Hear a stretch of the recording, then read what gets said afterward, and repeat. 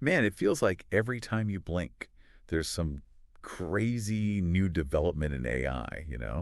It's tough to keep up, even for those of us who live and breathe this stuff. Oh, absolutely. I think we all feel that way sometimes, like drinking from a fire hose. But hey, that's why we're here, to break it all down. Exactly. And today, we're diving deep, really deep, into one of the biggest stories in tech right now. And that is, of course, Apple and their AI ambitions. Specifically, we're talking about those delays they just announced for some pretty key features in their Apple Intelligence Suite, that enhanced Siri everyone's been waiting for. And to paint the full picture, we've got a ton of great sources on hand. Everything from those juicy financial news reports to what the top tech analysts are saying, all right, up to today, March 17th, 2025. So we're as up to date as can be. Right. It's about connecting the dots, seeing how it all fits together. Because the real question here isn't just, oh, Apple's behind schedule. It's more like, what does this tell us about Apple, about the future of AI, and how we'll all be using this technology? Big picture stuff. Exactly. So let's start with the basics. Apple has, how should I put this?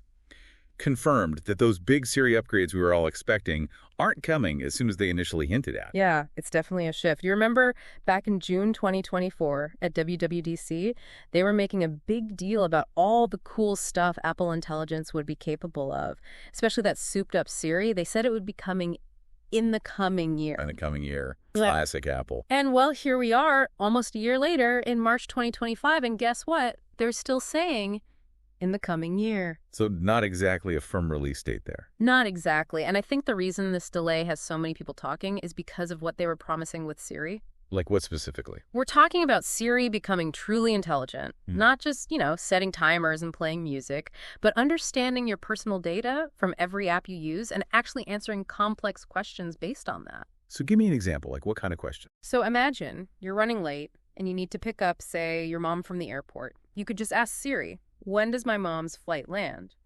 And Siri, because it has access to your messages, your calendar, your contacts, all that stuff, would be able to give you a precise answer. It's that level of integration that had everyone so excited. Plus, knowing Apple, it would all happen securely and privately, right? No one wants their personal data floating around who knows where. Right. That's always been a big part of Apple's pitch. Privacy is kind of their thing. Sure. But speaking of what they've actually released so far with Apple Intelligence, I mean, we've got those custom emojis, the image playground, some writing help tools, and even that ChatGPT integration, which is kind of cool, but it doesn't feel revolutionary, right? Yeah, I think nice to have is a good way to put it. They're definitely useful features, but some critics have pointed out that these things already exist in other forms from Apple's competitors. It's almost like they're playing catch-up in some ways. It does seem that way sometimes, and I think that's where a lot of the frustration is coming from, especially when it comes to Siri. So what's the mood like inside Apple? I mean, are they freaking out about these delays? Well, from what we're hearing, there's definitely a sense of urgency, if not outright panic. Yeah. Some reports are even suggesting that in internal meetings, Apple execs have been using words like ugly and embarrassing to describe the situation. Wow, that's not something you hear every day from Apple.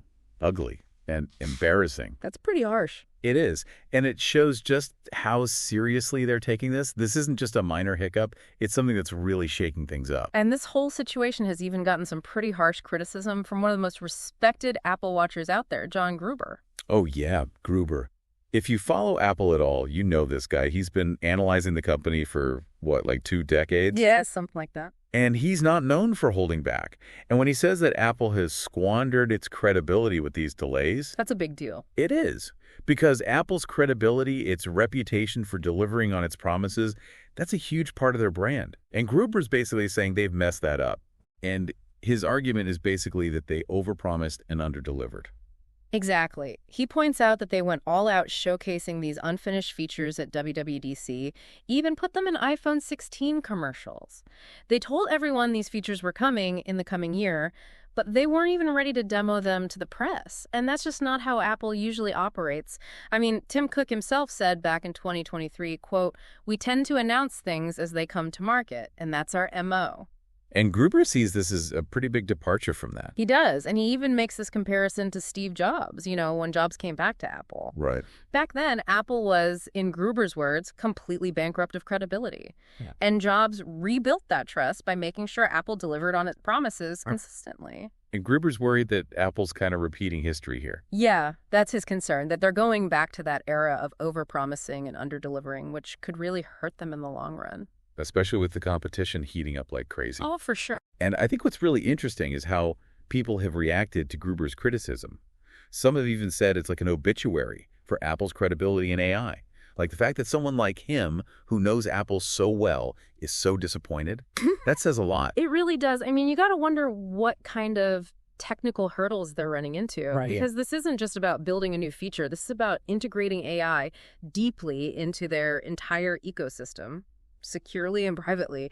That's got to be incredibly complex. Yeah, especially with the amount of data they're talking about. Right. And it's not just technical challenges. It's about maintaining that user trust they've built up over the years. So it's a tricky situation for them, no doubt. And the market's definitely noticed, right? I mean, their stock took a pretty big hit after they announced these delays. Oh, yeah. We're talking a 10.7% drop in the week following the announcement. And that's significant, especially when you compare it to the other magnificent 7 tech stocks. They all saw declines, but Apple's was the biggest. So investors clearly worried. They are. But not everyone's hitting the panic button just yet, right? Yeah. We've also got some analysts who are still pretty optimistic about Apple's AI future. Yeah, there's definitely a range of opinions out there. Take Daniel Ives from Wedbush, for example. He's still bullish on Apple, even after these delays. He believes that the foundation for Apple intelligence is there, and that it'll eventually transform the company's growth. So he's not writing them off just yet. So it's not all doom and gloom. Definitely not. But even with some optimism in the air, the one thing that's undeniable is that the AI industry is moving fast. And while Apple's dealing with these delays, its competitors are not standing still. Yeah, they can't afford to fall too far behind. Absolutely. And we're already seeing the competition heat up. Like Amazon's got their Alexa Plus bin, which is supposed to be a major upgrade to their voice assistant, powered by some serious AI. Google's already letting their AI, Gemini, tap into your search history so it can give you even more personalized results. And Microsoft finally launched that recall feature for their Copilot Plus PCs. So the AI landscape is changing rapidly. It is. And it's not just about voice assistants anymore. We're talking about these advanced reasoning models that can understand and solve problems in a more human-like way. And then there are semi-autonomous agents, which can basically do tasks on their own without you having to micromanage them. This is where things are headed, and Apple needs to be a part of it. So they've got a lot of catching up to do. They do. And all of this is happening against the backdrop of a pretty uncertain economic environment. Right. The market's kind of on edge right now, waiting to see what the Federal Reserve does with interest rates. They've got that big decision coming up on Wednesday, March 19th. Which is just a couple days away. I know. Everyone's holding their breath.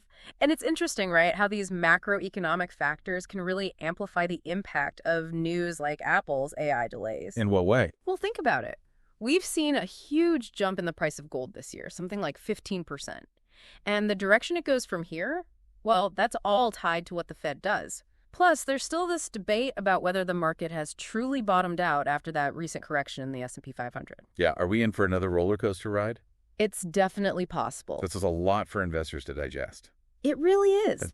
And then you add on top of all this, the prediction from that Bank of America economist who's saying the Fed probably won't cut interest rates at all, not in 2025, not in 2026. So basically, interest rates are going to stay high for a while. Seems like it. Which means companies like Apple are going to be under even more pressure to deliver results, to justify their valuations. It's a tough environment out there. Definitely a lot to unpack here. So just to recap, we've got Apple dealing with some pretty major delays in their AI rollout, especially for that enhanced Siri that everyone was so excited about.